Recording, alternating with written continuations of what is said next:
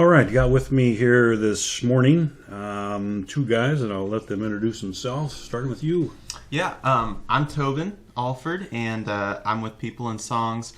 I play electric guitars and write and handle order fulfillment, merch in general, and at our store downtown. And so a lot of different things, but that's me.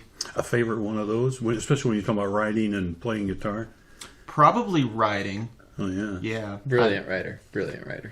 Yeah. There's a bunch of them around that house. And real quick, you're from where? I'm from Portales, New Mexico originally. So right on the border of Texas. Born in Texas. Never heard of that one. Very good. And? Andrew Riddle. I am from Dallas, Texas. So Texas as well, fellow Texan. Born and raised there? Born and raised, yeah. Which super proud of. I am right now videographer, photographer, generate media, customer support, newest to the list, barista. We have a coffee shop now, so that's been fun. But yeah, kind of like Tobin, Matt, spinner of plates, executive gopher. So how was that kind of the design from the beginning for you to be there? Or did you just kind of morph into that one, or you found yourself liking to do that?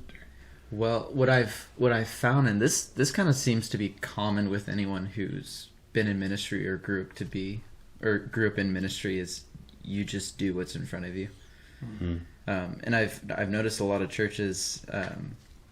You'll find people with just various talents. Like, that's what happens in ministry. You just have to do it because there's not a professional field. There's not a professional around to do it. Mm-hmm. So it happened because a need was there, and I just stepped into it. Sweet. Yeah, that's a good description of ministry and how it happens. Yeah. So both of you with Emerging Sound, People and Songs / People and Songs ministry in LaPorte. Real quick, I put that in italics. Is that what it's essentially called as a ministry, or is there another term that's used? Yeah, we're in ministry for sure. Okay. The ministry's been in existence how long? And was it already going when you were? Was it? I think it was a brainchild of your mama's, right? Yeah. So, I guess it all started with Revelation Song, probably. And I was a baby when that was written. Okay. She tells the story. I was actually chilling on the floor playing with toys or something while she was at the piano writing it. But it didn't really solidify until years later. But she had, it's funny, People and Songs, for a really long time, she had always collected people and songs. And that's kind of where it came out of. And so the ministry of People and Songs, I feel like she's probably been doing her lifetime. Yeah, it might be a good explanation of it. Yeah. And you've been with them how long? 3 years. Going on 3 years. So January of 2018 was when I moved to LaPorte. I'd been going to the Emerging Sound camps that we have since 2015, but actually a part of it all in 2018. Feels like he's always been here. It does. Yeah. Yep. That could be. He could be saying it with a good tone or a bad tone. Depends on the day. I'm sure. So for you, how did you first hear the ministry? You heard of this Emerging Sound what do you call it? Workshop or not? What do you call it? Workshop, ministry, outreach, or whatever it is. With the camps. With the camps. Yeah. There was my worship pastor was invited to go to the camp. He had known People and Songs and some of them for a while, and so he went, and they were like, if you know anyone who is on your worship team or anything that would like to be a part of this. And I had never written a song in my life, and he got together with me, and he was like, let's write some stuff. I want to see just what you got. And he's like, okay, let's go. And so that was the summer of 2015. And Top 10 hits? no. Do you still remember the songs? You still play them? Or? Yeah, that's not a good sign. No, I don't. I can't say that I remember them Tell really. you what, those early ones, just yeah. Really held on to those. Do you remember the first time you tried to draw a picture? No. You? No. Okay, I thought maybe you're getting ready to tell us. I was correlating that to the song. And so you have just always kind of been around it then, and just always been kind of an official part of it, or did you ever step out on your own? Or? There was a couple of times where I spent a summer at a camp, working at camp. But for the most part, when we came to LaPorte, so we've been here in LaPorte for I guess 4 years now. It was right at the time that I finished high school. I'm pretty sure when we moved, it was maybe 3 or 4 weeks before I actually finished high school. So it was right when I finished high school. I think I had just turned 18. And so it was at the moment where it's like, okay, now it's like time for you to do your life thing. And so right after that year of emerging sound, Jenny and Darren went out. They felt like the Lord asked them to go out and start searching for property that the Lord put on their heart. Daniel and I held down the house back home. When they got back, the conversation was sort of like, we're inviting you to come. We found this incredible place. We felt the Lord's peace on it. They told us all about it. And they're like, you've been with us for a while, and we're inviting you to come if you want to come. And so I prayed about it because it was right at the time that, and I had a couple things at the time. I had a girl I was quite serious about at the time, and then also just some other job opportunities. One that I had already said yes to, and so I prayed about it, and I felt like the Lord just put on my heart servanthood. And so after evaluating all the doors in front of me, the one that rang true and the one that had most amount of peace was continuing to serve the ministry and going to LaPorte. And so left my life in Dallas and made the move. Hopefully not too personal, but so the gal went with it. That's a horrible way to say it, but it cost you that relationship as well, or?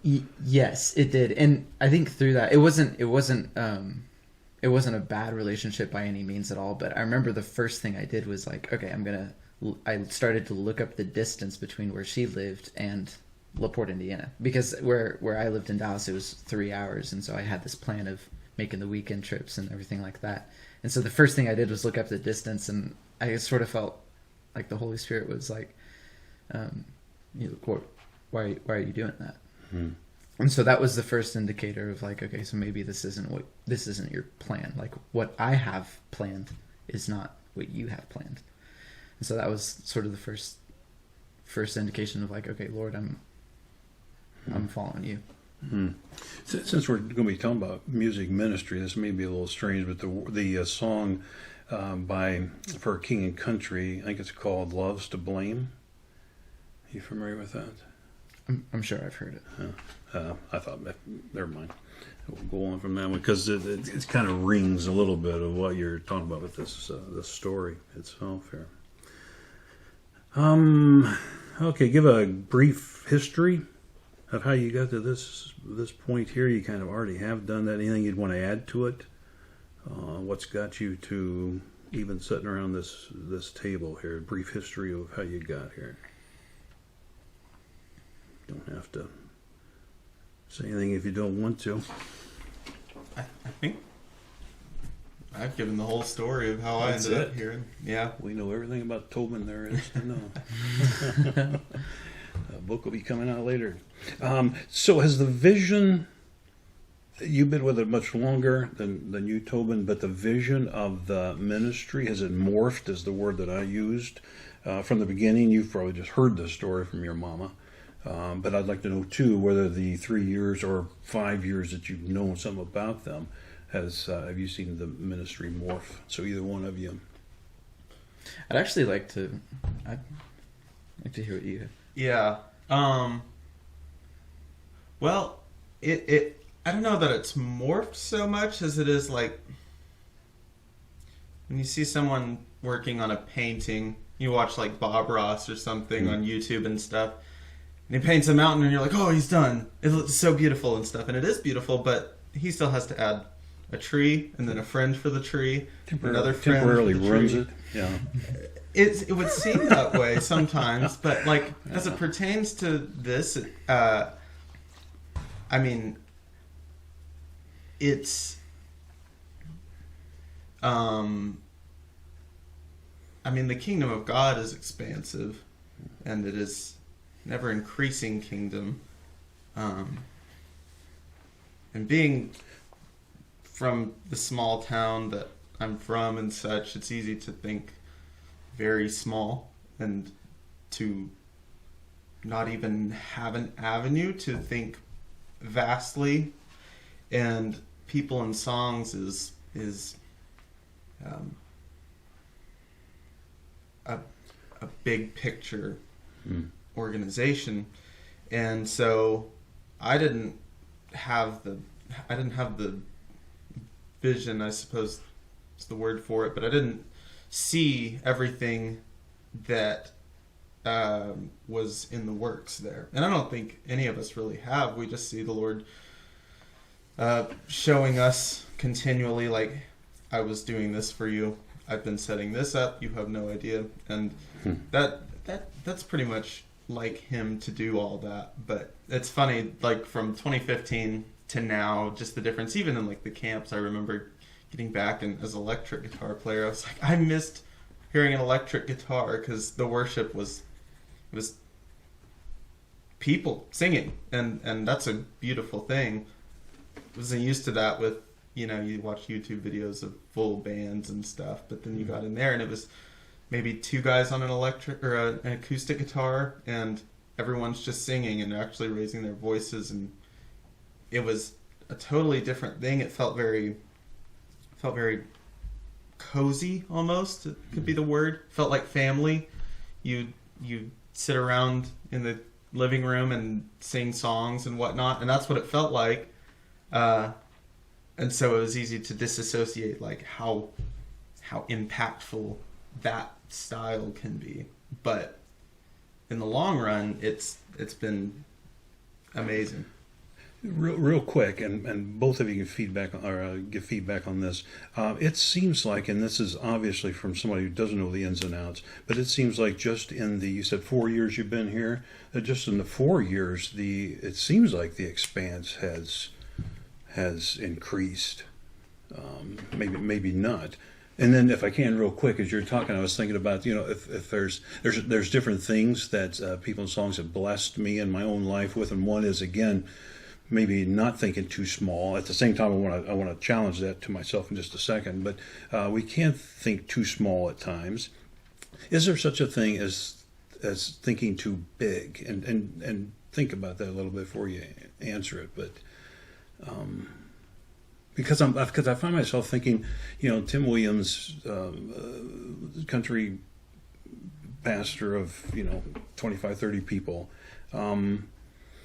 You know, is the problem that I've not thought big enough, or is it a case? Is there a possibility of, you know, there's been some good stuff of just trying to focus on where you're at, kind of a balance, I suppose, that you have to have. So you, as far as seeing it morph and change, or so I'll put it this way: the gospel has always been the center. We have always wanted the gospel to be made known, and that has not changed. The method in which that is accomplished, we do have a lot of different vehicles in which that method is accomplished. It's so predominantly, as far as People and Songs is concerned, it's predominantly been music, has been the way that has been the vehicle for the gospel. And so again, Jenny has poured into artists, she's poured into songwriters, and helped train that craft in putting the gospel forward. But in terms of morphing,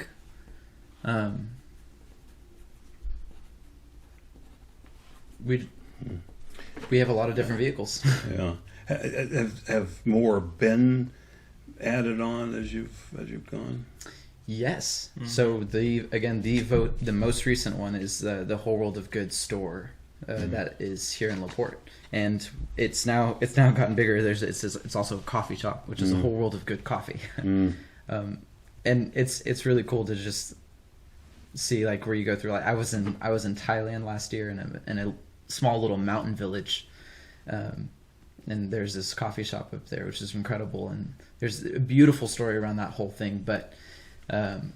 Here's hoping we actually might be able to import his coffee to some Thai coffee into a Whole World of Good coffee. Sweet.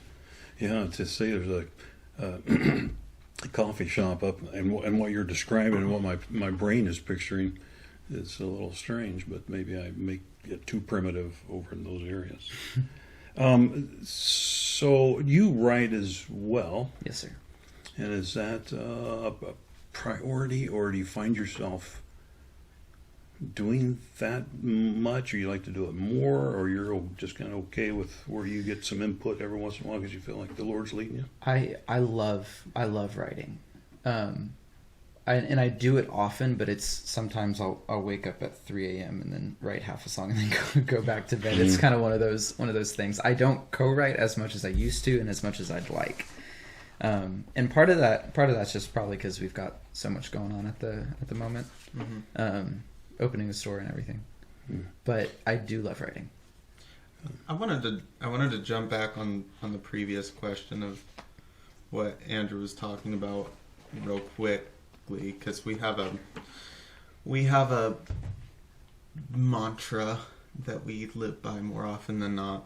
And it's actually one of the first conversations I had with Andrew upon moving here, and like the utter shock of leaving the only place I've ever lived and stuff. And I was like, what is going on? It's -8 degrees outside. I live in a mansion with people that I've just met or barely known. But I think the thing that I still carry with me to this day, and this is kind of why we are where we are, is he who is faithful with little will be faithful with much. And that would be just good wisdom in general, as you said, if there's a way of like thinking too big, I would say that it's like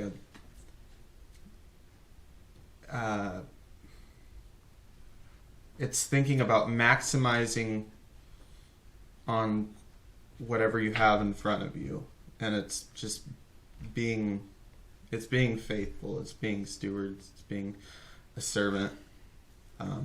I'm young, Andrew's young, and so we're learning that, and we have the privilege of watching Jenny and Darren live it out, yeah, and yield the fruit of what it looks like to live it out. And so that's kind of what I return to whenever I think of that question. But making my mind erase a bit here. But let's go ahead and just take a break at this point and come back and talk about unity and kind of the reason for the podcast and what you guys are seeing happening, especially locally, and what we'll just take off on that. All right? Cool beans. Very good. Thanks.